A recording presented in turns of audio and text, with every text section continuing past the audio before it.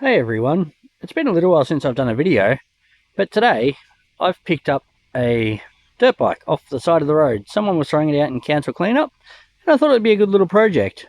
There's a fair bit wrong with it, from what I can see. The handlebar's broken, clutch is broken by the looks of it. That's loose. Chain, it's not looking too good.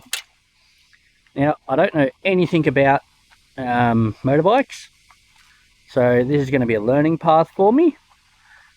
Feel free to give me any advice. Tell me what you can tell about this bike, whether it looks like there's something wrong.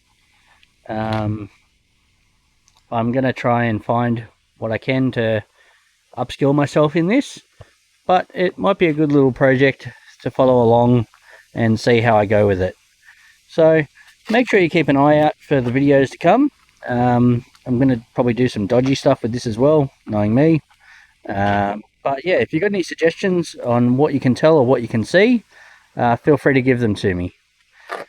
Alright, well, thanks for watching. I'm still going to be posting lots of videos, hopefully. But I'm going to be doing lots of research, finding out what I can about this.